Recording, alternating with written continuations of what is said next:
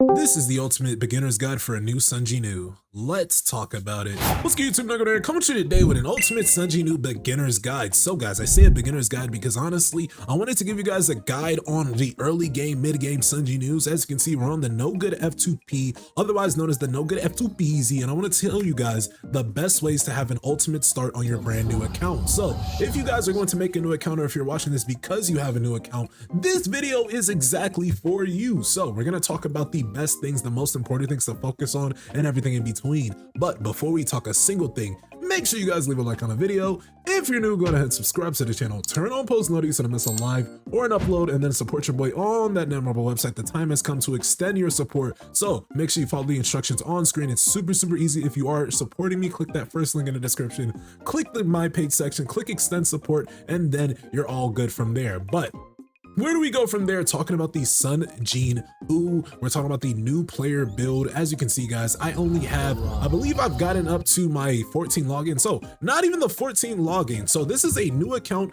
under 2 weeks and I'm level 66, battle tier 29. How do you guys get something like this? How do you become the secret son of Freak Marble, right? There's a few things to talk about, but most importantly is going to be having the perfect start, right? Now, if you guys want to know my opinion on whether you should re-roll in Soul Leveling Arise or not, it is completely up to you, but I will say that you guys will eventually get all the rewards that you're looking for and aiming for regardless. So I personally did not re-roll on this account. I've just been super and I mean super lucky. If you've been watching the streams on the NoGood F2P account, the live streams have been insane. The luck has been insane. We pulled doubles, we pulled multiple hitting all our 50-50s. So I will say luck is a very strong factor, but I know there's other people's making a new account that don't have that luck factor, and it's probably in the reverse. So you probably think you have a cursed account or something of the sort, but regardless, if you feel that way, make a new account, right? You can make a new account. I do think, and I do want to say that the best times to make a new account is when we have a lot of active codes. So now might not be the perfect time. The 1 year anniversary is coming up, but now might not be the perfect time to necessarily make a new account. But if you had a new account for about 2 to 3 weeks, then this guide is especially going to be for you, and you will benefit because you've already ate on various different redeem codes. Now, how did I get this far in only 13 days? The first thing to talk about is going to be that story mode content. Now, story mode content is definitely going to be something you're going to focus on regardless. But of course, I want to reiterate that you guys want to be 3-starring your story mode content as much as you can, because you will reap so many good benefits from 3-starring your story mode content. We're right now and we're in reverse mode, which is giving us weapon draw tickets, which is giving us 500 essence stones, 100k gold, guys. You don't want to miss out on any one of these rewards. And then if you get even deep enough into reverse mode, they give you the daily growth support again. I didn't even know this was a thing, but guys, I definitely enjoyed this, especially while I was traveling. So I'm on the road and I'm still able to grind on both accounts, the free to play and the pay to win, just essentially on the same level, because I have the daily growth support, which is going to benefit your account in many ways, especially if you guys are free to play. You definitely want to eat on that, and then the best ways to use that is probably when a new update is going to come around. But of course, I was a little bit busy, so I had to use it there. If we go on over to the normal story mode, you can basically see where I'm at. I'm basically at hidden chapter 3, and I didn't even have to stop there. So I really want to play the story mode on stream. I think I could get to the Jeju Island chapters though. If I'm being completely honest, I don't see any type of level wall. As of right now, I could be close to it, but guys, I'm telling you, I've only stopped leveling up because I haven't been streaming or recording it. So just to let you know, we can get further within our journey, and where we can also get further within our journey is going to be that reverse mode. So reverse mode is probably going to be one of the more important game modes, just because if you clear this with a lot of trophies, you guys will get rate up draw tickets. But I will also say it's going to be one of the harder modes because you will rely on your hunters in that sense, and the hunters you have will depend on your luck with the rate up banners, with the custom banners, with everything in between. Now, let's go ahead and talk about the hunters. What are the best hunters to focus on within Soul Leveling Arise? She's right in front of me. Tawa Takane is going to be an insane unit that you guys will want if you guys want to clear a lot of content easily, right? And that's the key word, easily. You can use whatever character you like, man. If you want to use SRs only, you can use SRs only. If you want to use Woo Jin-Chul, you can use Woo Jin-Chul, guys. This is a single player game. This is only your personal journey, so do whatever you like. But we as content creators are going to recommend the best possible setup, the most optimal setup, and in that, I have found that the fire meta, especially early on, dominates content, dominates it beyond any understanding. Please, please, please just watch a live stream clip. Just go to the middle of any live stream that I recently streamed with the NoGood F2P account. Watch how Tawatakane just nukes all the monsters on the field, right? She is an AoE killer, not to mention Essel Radaru, right? Her ultimate literally hits all enemies on the field. I can't stress this enough. Essel is an insane unit, and we've gotten her at advancement 3, which is also insane. And then the Hunter Gina, I did use my SSR selection ticket and SSR selection ticket weapon on Gina just so we could boost the fire meta even more. So where does the fire meta stand? I think that the fire meta might be a perfect start to your account, whether you're a new account, whether it's, you know, a free-to-play account. I do think that the fire team meta is a good start for an early account, a mid-game account. Now, of course, when it gets to the late game, when it gets to the end game content, that is going to depend on various different things. It's going to depend on what content you're trying to clear. The weakness elements always is a big factor. So when we look at things like Simulation Gate, these weaknesses will always change. Right now it's water and light. So of course, fire meta won't be too useful there. You're probably going to want to use those units. And then if we're looking at the Workshop of Brilliant Light, currently the Commander of Transfiguration, Deimos, he is weak to fire. So my fire meta would be good, but as you can see, I'm not even around the Deimos yet. So I have to get through Baron to get to Deimos, and I haven't done Baron yet on the normal, but I still have to do that and get through that wall. How am I going to get through that? By trying to focus on either my dark or my wind meta. So that brings me into my next point. The next meta you might want to choose is going to be wind for that mid-game content. There's a lot of wind weapons and a lot of wind hunters to talk about, so let's go ahead and talk about them. When it comes to the wind hunters, guys, you do want to look for the character Goto Ryuji. Now, he's not currently in this panel because he comes into the game, or it comes into the custom banner in about 8 days. So Goto Ryuji is going to come into the new banner, and I do want to say that you guys want to focus on getting dupes of Goto Ryuji along with Hansi Mei. So Goto Ryuji in this first slot, and then you can predict Hansi Mei in that next slot. And then here's the interesting thing, because I'm hearing that the next hunter to come is going to be a wind DPS that might oversurge Amamiya Mirai. So I wouldn't even say right now that Amamiya Mirai is a good character to be getting if we're going to focus on the future content. So that might be a bit of a hot take, but let me know your thoughts on that. But if we're focusing the wind meta specifically, then you definitely want that DKD. The Demon King Daggers is a very high damage dealing weapon, and if you take this to Baran, he will not stand a chance, right? But of course, you can also pair it with the Stormbringer. Again, I don't think I'd recommend this for beginner accounts, new accounts, because it's hard to get SSRs as it is, but you can do what you like. I do want to say though, when it comes to weapons, let's go ahead and talk about them. The best weapon in the game still is going to be that Demonic Flower Plum Sword. The Plum Sword. If you're wondering, the most insane thing about Plum Sword and where it gets really insane is this advancement 3. When the user uses dash, amplifying draw lasts for 5 seconds and additionally increases critical hit damage by 32%. So that is high numbers because, as you guys know, when you're building your Sung Jin-Woo, you want to get his crit as high as possible. So we're at 50% crit. So each and every hit that we do, there's a 50% chance we might hit it, we might not, right? That's just plain and simple. But let's say we do hit a crit. If we dash before using whatever attack we just used, my 171 crit damage gets boosted to over 200%, doing even more damage to an opponent, right? And that might just be numbers to you all, but try it and you won't regret it, right? Every player at some point wants the Plum Sword. Every player needs the Plum Sword at one point, if I'm being honest. But another good weapon that you could think about is that Moon Shadow Daggers. Now, the Moon Shadow Daggers, the very gimmick with this is the lunar eclipse and full moon effect. So however many full moon stacks you have, when you guys activate lunar eclipse, or I'm saying that backwards, essentially each time you activate Moon Glow Shining in the Dark, which is the weapon skill itself, it's going to stack on a full moon and it's going to do lunar eclipse when it's done. So that's when time slows down, and then the target's damage taken increases by 15%, and then the dark damage taken also increases by 15%. So if you guys are, let's say, using the magnifying slashes skill, you are going to see an insane amount of damage being dealt when you guys are in that lunar eclipse when time is slowing down. And then Moon Shadow also gets insane at advancement 3 as well, because when Shadow Step hits, it applies 1 instance of lunar eclipse per instance of full moon,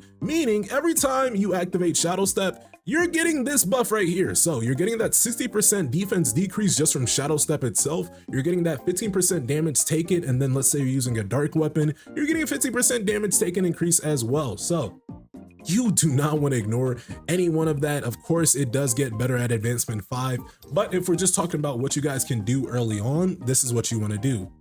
Other weapons that you don't want to negate is going to definitely be that Truth Kasaka's Venom thing. Now, before this weapon release, I personally never had the pleasure of maxing it out and using it to where I needed it, but when I got a new account and when I grinded the Formidable Combatant, which is a mode that you definitely want to focus on, I saw that this weapon actually proved way more use than I thought, right? Because this weapon actually works very, very insanely in any type of instance dungeon, because I believe it's at Advancement 1.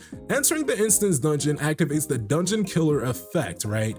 Vanishing Shade always deals water elemental damage as it's if the target's weakness, regardless of the target's element. Infinite duration, insane effect. This means that anytime you're grinding new artifacts, you're going to be doing elemental damage regardless. Now imagine that paired with an A5 Plum Sword. So not only are we dashing before using the Truth Kasaka's Venom Fang skill, we're now doing elemental damage on top of all of that. So you can imagine the damage that we're doing when it comes to the Sung Jin-Woo. Let's go ahead and keep on talking about a few more things. Talking about the artifacts, guys. When it comes to the artifacts, we've been saying it.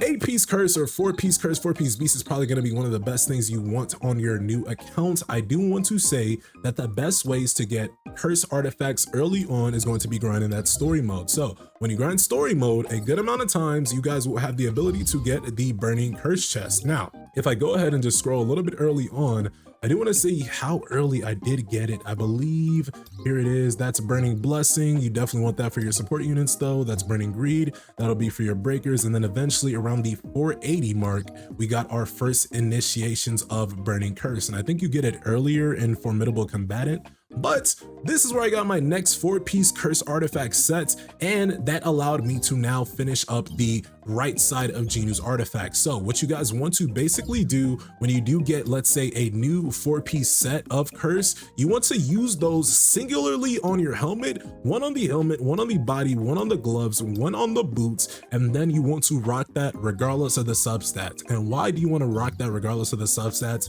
Two things. One, early game content is super easy now, so it's so easy to clear and you don't even need to worry about, you know, if the stats are good or not. But if you do end up getting good stats like this one right here, attack +3, like this is honestly better than some sets on my pay to win account. But regardless, if you end up getting good substats, that's good. But if you end up getting bad substats, that's also good, because Burning Curse has a 4-set effect that's going to increase the user's damage taken, but also increase your damage dealt.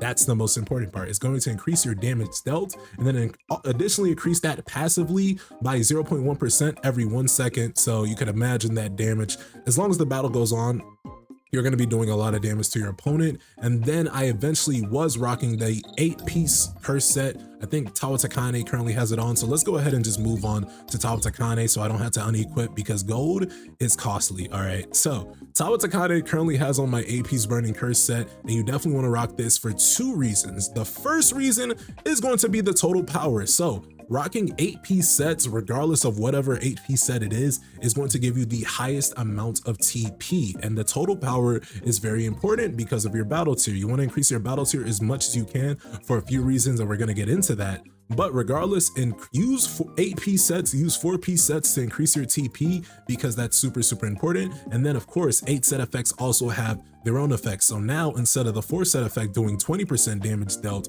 we're doing 30% damage dealt, and then additionally increasing that by 0.2 now every 1 second. So of course, you do want those favorable substats, and this one does have very good favorable substats. You definitely want to work to that when you can. So obviously, JINWOO's not perfect, Tawata's not perfect. Neither of these characters are perfect. Not all the artifacts are perfect, but they're optimal. So if I just click line by line, you can see some of these artifacts. A lot of these aren't good, right? You see HP +2, you see HP as the main stat on his helmet. We don't want that, but we just had to make do what we have, what we can, right? And you want to make do what your account has. If we go on over to the skills, we want to showcase the skills, because the skills are also very important as well. I just want to just click on each and every one of these to show you guys what I have unlocked, what I have heroic, and so on and so forth. And then these last 4 skills is definitely going to be the best skills that you will be wanting to use in your soul leveling Arise journey. Liberation of the Commander's Touch is going to be very good for any type of mob clear events or any type of mob clear story mode, because you can use this back to back. And this also increases your attack. So I've been using this on rare. I've been dashing using this. So amplifying draw plus this is just a nuke for any type of wave battle. So you don't want to knock that down. And then I also have been using dagger toss, electric shock. This one is a very good skill. I do like this skill for a plethora of reasons, especially this last effect, dealing damage equal to 300% of the user's attack. Don't also miss out on armor break.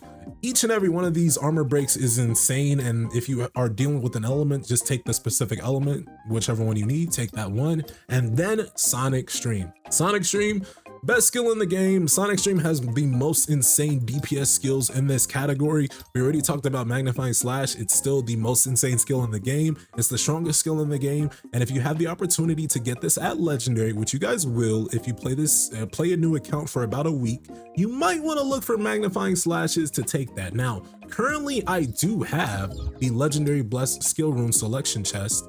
I don't know if I'm going to use it on Magnifying Slashes just yet. I do want to see what the new content is going to be like. I know I have a new account and I do have some things to look forward to and worry about before I do worry about whatever new content is coming. But regardless, guys, I do think that saving it is also a very, very good strategy in the long run, because you never know, I could end up getting Magnifying Slashes just through fusion. And right now I'm clearing all the content with little to no hesitation. The only roadblock right now would probably be high tiers of Simulation Gate and the Workshop of Brilliant Light. Regardless, I just want to show you guys the rest of these skills.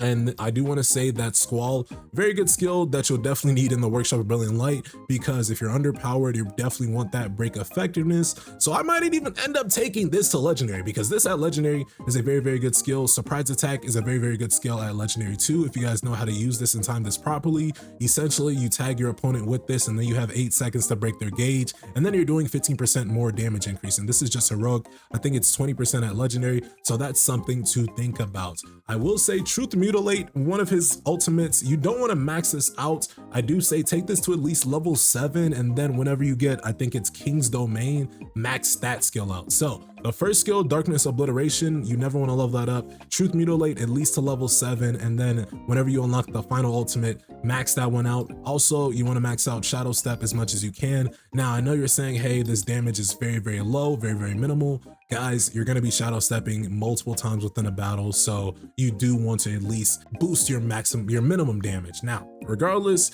if you haven't noticed, in that top screen, let's go back to just anything, we have 100,000 Essence Stones. What am I going to be using this for? I'm going to be using it on the future banner to come. What will you guys be using it for? You guys might be using it for the future banners to come. So you got to be tapped in within the community. You got to know what units are hot, what units are not. And you got to know that whatever unit is coming, you got to pay attention to the leaks, but you got to take it with a grain of salt, because the devs can change anything at a moment's notice. So keep that all in mind, and that should help you make your informed decision about what to do with your Essence Stones. There's a plethora of things you guys want to do with your Essence Stones. The first thing is going to be using them on rate up banner units. Now, of course, right now we have the lovely lady Sauron, and Sauron is an absolute nuker unit, but I'm personally not using my Essence Stones for Sauron because of the unit that's going to come after her. That's the 1-year anniversary Pure Sword Princess Cha-Hae-In. That unit is already confirmed to be one of the strongest units to ever grace soul leveling Arise, the most insane unit probably we're going to see in a while. And in that, I'm just personally not going to waste any Essence Stones. I'm not going to call it a waste, right? But Sauron is just the debuffer. She's just the breaker. I need the DPS, right? And currently I have a DPS in top of Takane. I have a breaker in Esoradaru. So I'm just rationing out my Essence Stones versus my draw tickets. Now, if I have draw tickets, I'm going to use them on Sauron's banner, because right now I have so many Essence Stones that I could get about, I don't even know what in total this could get me. Let's go ahead and just see what's the maximum amount of tickets I could buy with all my Essence Stones. I think, here we go, we could buy 400 rate up draw tickets, guys. That is a lot, and I mean a lot of rate up draw tickets. Now, of course, if you guys are trying to max out Chahae on the first day, this might not even be nearly enough, right? You're gonna need some insane luck to get that unit maxed out. So that's just to speak to how many rate up tickets you actually need to be saving for. So 100,000 is definitely going to be a good start. If you're at 100,000, you can't go bad there. Looking at my custom draw rate up banner, you can see it. Yes, I still am focusing on that fire meta on the back end because the fire meta is still going to be important for my early game content, my mid game content, and then the late game when I finally get to Deimos, Top Takane, Esoraru, I'm gonna need them both, and I'm gonna need them to lock it in. And then Moonshadow daggers, because Moonshadow is always gonna be a weapon you want to have at higher advancements. And then Maylin Fisher, 2 reasons: 1, because she's at least a top 3 support unit in the game, and then 2, for the water meta that's going to come in the May update. So that is the rate ups as far as the custom draw tickets, as far as the rate up draw tickets. The next thing to talk about is going to be the weapon. Now, as far as the weapon banner, something I could recommend to you guys that's going to draw on the weapon banner is saving up your weapon draw tickets for the new weapon that's going to release. Now, of course, you can just go ahead and draw whatever you like. I'm probably going to just do a 10 pull right now just because I have some weapon draw tickets waiting. So let's go ahead and do that. I want to do a single first, so I'm at 64. Now let's go ahead and do a 10 pull, right? Because I need new weapons on this account. So go ahead, Netmarble, give it to me. Nah, don't take too long on it. Let's go ahead and just show the people what we end up getting. Let's see if we're lucky enough. We get Demon King Longsword. Now, Demon King Longsword, it's not terrible, but it's not what I wanted, okay? So all in all, Demon King Longsword, that's actually not a terrible weapon to get, I guess. Now, let's go ahead and move on over. We're talking about the battle tier. Battle tier is going to be very, very important, and you want to increase your battle tier as high as possible for a new reason. And the new reason is going to be your encore mission. So if we look at the conquest missions, you guys can now obtain these artifact selection chests based on your battle tier. And you guys will get this on repeat depending on how often you do your encore in your instance dungeon. But something to note is that when you guys are at battle tier 31 or above, you get the advanced artifact selection chests, which give you level 100 artifacts just to select at will. And that is a very, very big thing. And I'm kind of mad that I missed the reset on the weeklies because I'm only 2 battle tiers behind that, and I definitely could have got there and definitely could have been able to get some level 100 gear on a 2-week-old account. Now, of course, if you're wondering what the hell is a level 100 gear or what does the chest look like, this is the chest itself. We're gonna basically be able to choose any level 100 gear. I would have been able to almost put the new artifacts on my new account. That would have been insane, guys. That's just something to look at, something to think about. That is one of the reasons battle tier matters so much. The next reason is because battle tier is going to lock you behind certain amount of content, and then battle tier also, each and every time you increase it, you get 300 essence stones. It's like a minuscule reward, but it's still a very good reward. And then regardless, you want a high amount of total power, because the name of the game in Soul Loving Arise is going to be a total power battle, right? If you're in the red, as we say it, you're going to have a hard time facing whatever boss that is. If you're in the white, you're going to have a relative time in fighting that boss, and if you're in the blue, you're going to have the most easiest time facing that boss. So what do I mean when I say this? This is currently the blue. If I go into this battle, I'm going to have an easier time, or really it's going to be a hard time because I'm using the weakness resistance. So this might not be the perfect example. Let's go ahead and go on over to the Pursuing Deathstalker, give you a better example. So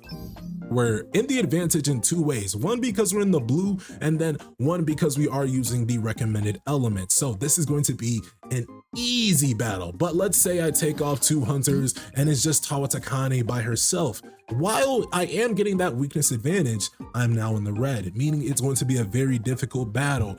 But if I add at least 1 more hunter, I would want at least 3, but let's say I add just 1 more hunter and those numbers are white, that means it's going to be a relative battle, meaning that my skill will probably have to prevail in the end, and I'll have to just, you know, it'll be relative, right? It's not going to be an extremely difficult battle. It's not going to be an extremely easy battle. It's just going to be a regular battle, right? Something that's not going to make me sweat, but something that's not going to be just, you know, click and win.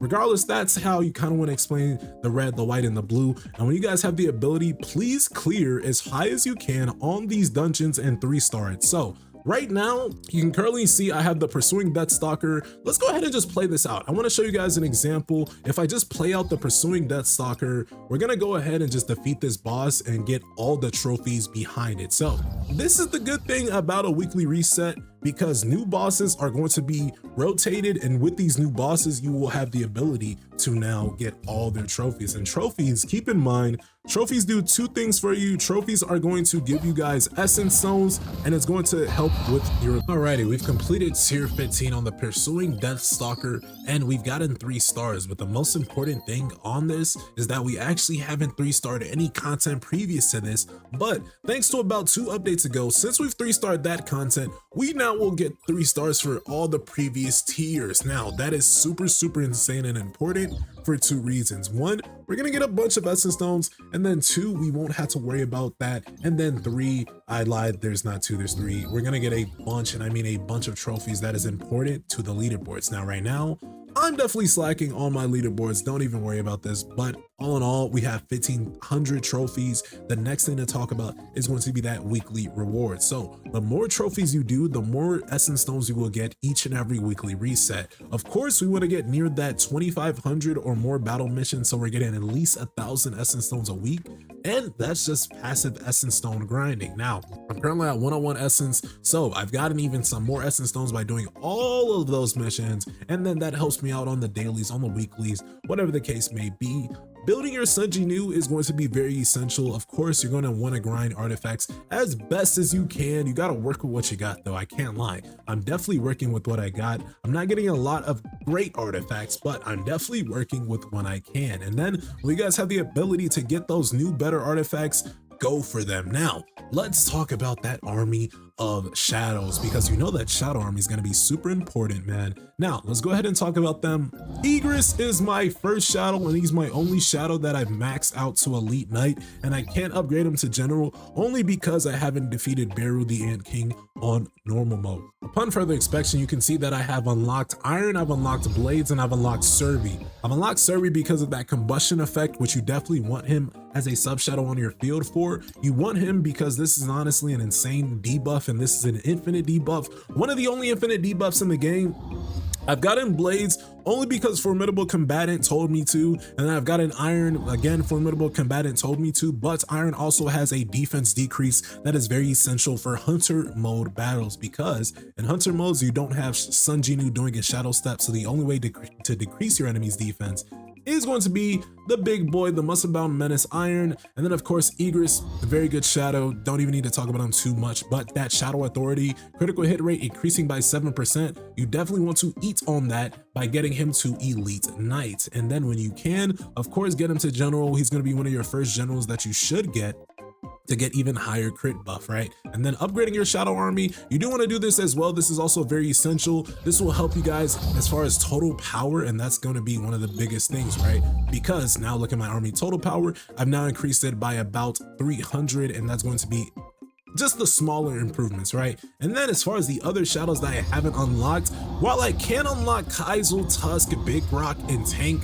I'm just personally breezing through almost all the content possible, and I'm really trying to get the shadows that I need first, and those are going to be Beru and Bestie. So once I unlock those shadows, once I unlock Beru even, I'm going to have the ability to now get my shadows to General. So I'm going to need 100 traces to extract Beru, and then I'm going to need about 300 traces to take Igris to General. So that's going to leave me with about 200 traces right now. And then whenever I get Bestie, I'm going to have 100 traces to extract her. That's about 500 traces. So right now, all my traces of shadows are almost spoken for. So I'm still grinding, and a lot of these shadow traces I got just by the daily check-in rewards for the 100th year, or the 1-year anniversary, not 100th year. But regardless, guys, you want to be grinding your shadow army, you want to be grinding your traces of shadows. The best places to grind these will be your gates, will be your story mode, reverse mode, hard mode, all of those modes. Grind them, and you will be good from there. Let's go ahead and talk about some other things. We're talking about the Hunter Archive. This is definitely something that you guys want to be paying attention to. I personally am just lazy when it comes to Hunter Archive, not gonna lie, but when I do lock it in with the Hunter Archive, I will be having the ability to get a bunch, and I mean a bunch of essence stones, right? Whether it's through the story mode content or whether it's through the battle mode content, then I can just put on auto mode and win, right? 50 essence stones right there. So if you really want to lock it in for that 1-year anniversary, that might be a route you want to go. If we're talking about Battlefield of Trials, this is also super important in 2 ways. One, the way you unlock new job changes is going to be through Battlefield of Trials, so you need to be clearing high floors of Battlefield of Trials regardless, because the game will not let you slack on that. If we look at my next job change, the Titan of Twilight, I've actually met 2 out of the 3 conditions, but that third one is going to be clearing Battlefield of Trials floor 30. So I could have been got the latest job change, but I have not cleared my Battlefield of Trials yet. So I need to lock it in with Battlefield of Trials, and you do too. Don't slack on the player side, don't slack on the hunter side. Battlefield of Trials is also going to be especially good because of the rewards that you're going to get, whether it's 100,000 gold, whether it's skill scrolls, the hunters or the players. And then I think every 5 to 10 floors, you guys will get custom draw tickets. So that is super insane and awesome. But don't forget about Battlefield of Trials Challenge. Now, this one will be more dependable, and for early accounts, this is going to be a harder mode for you to grind because of 2 things. The first thing is that this one is element specific, and it's going to be the element that Netmarble is trying to push. So the quote unquote meta, that's going to be what you're going to need to basically defeat these floors, and these floors actually do get progressively harder for a new account. Let's see if we're at a level, or not level, but floor 15. This one's 700,000. Yeah, you're probably not going to clear that on a brand new account, but you can give it your best go. I'm not saying no account can clear it, but it's just going to be a grind. Now, we talked about all those modes, talking about Battlefield of Chaos and talking about the gems specifically. Let's go to the gem section, showcase my gems. Now, right now, I'm not locking it on gems too crazily, and that's just because I've been taking it slow in just every aspect. But you can see where I'm not slacking. If we just go ahead and fill out some gems right now, these are the best gems that I can go ahead and throw on. So things like defense, things like additional defense, things like attack and attack percentage, you want to throw that on for your Sung Jin-Woo. You want to throw that on for your hunters. Things like HP percent is also going to be a very, very good one, and that will allow us to unlock the next gem slot. In that, we want to focus on things like precision. Again, we're focused on things like MP consumption. We're focused on things like defense, right? We want that additional defense. We're focusing things like attack, and then doing all of this, you guys are seeing it in the bottom, but it's increasing my entire team's army. So my Chae and my Sung Jin-Woo, all of my hunters are filling these buffs, guys. And as we just keep on filling these slots, we're going to unlock more slots. Now, of course, we could just fill this on to the rest of the video, but I did want to just save that specific part for that video. When it comes to grinding Battlefield of Chaos though, don't slack on this at all, because you want to utilize each and every key that you have. Now, this is going to be a little bit harder depending on your team building, because they do have recommended elements depending on the days. And then of course, if you don't have the special sweeps pack, then you'll be doing at least 2 keys, and with a maximum of 10, you're going to be going through a bunch, and I mean a bunch of battles. But when you guys have the ability to clear this at the higher tiers, you'll be getting various nice lovely rewards. On a new account, these gems are going to be very, very essential to helping you out when it comes to getting to that next battle tier. I don't think I've reached that next battle tier off gems alone, but we're do our best. Now, let's go ahead and talk about what really matters. What's the best direction to go about content in Soul Leveling Arise? It's going to be 2 things. It's going to be your challenges, and it's going to be formidable combatant. So I just clicked on both of those, but challenges and formidable combatant is going to be the 2 main things you want to focus on. I've only slowed down on formidable combatant because now it's just needing me to obtain artifacts in dungeons, and that's just complete RNG. So I just got to keep grinding my encores, keep on grinding my encores, and then eventually I think I got to grind my instance. Yep, so it's 10 accessory artifacts, so that's my instance dungeon. So grinding out those dungeons, getting those high level artifacts, and then proceeding from there. But I am about 1 chapter away from getting 50 draw tickets, 1 million gold, and even a copy of Cha Hae-in, which is a very good early game character. The next one is going to be the challenges, which in that case, I've completed up to 13 chapters of my challenges, which has gotten me at least 130 custom draw tickets. That has allowed me to get things like the Plum Sword Advancement 5, Esoradaru Advancement 3, Tawatakane Advancement advancement 1, things like that, guys. That is why challenges are going to be super important. That is also why formidable combatant is going to be super important, because formidable combatant is actually going to give you guys custom draw tickets, is going to give you burning curse artifacts, is going to give you guys a fixed draw, which a fixed draw is essentially letting you choose your SSR character that you want to draw for. I think the options are Amami Amire, Alicia Blanc, Maylene Fisher. There's a few more other ones that I can't think about, but I ended up using mine personally on Maylene Fisher, and I already explained why I'm going for Maylene Fisher a little bit earlier in the video, so that same reason does apply. Now, where do we go from there?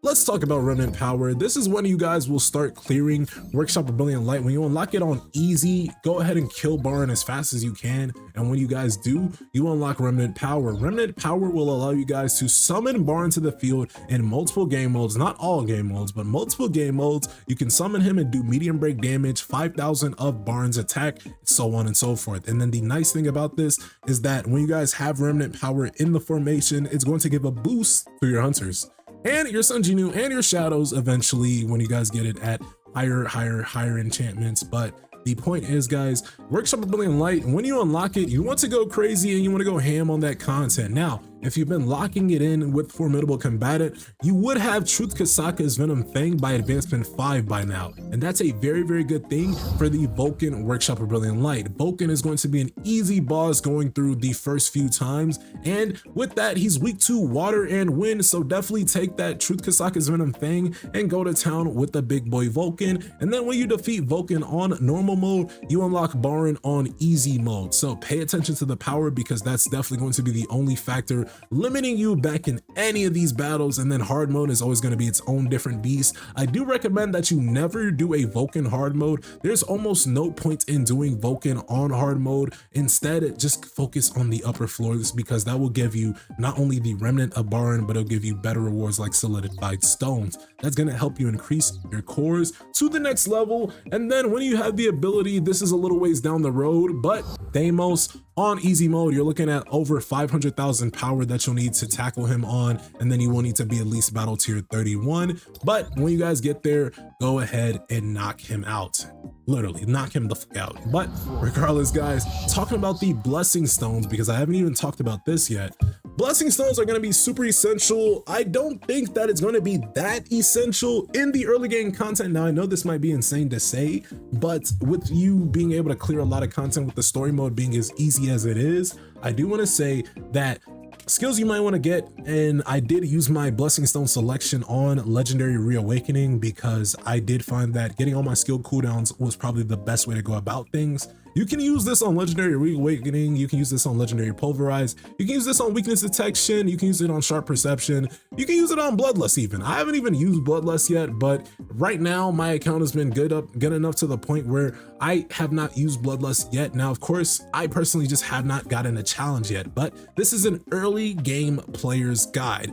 All in all, a very long video at that, so sorry if you're still watching. If you are still watching, comment Monarch of Gaming so I know that you really made it this far and that you're just not skipping to parts of the video. But when it comes to things like your Hunters Association Growth Pass, I personally use this on Shadows and Shadows alone. I do think that the only places you guys can get these Shadow energies, there's only like 2 places you can get these, right?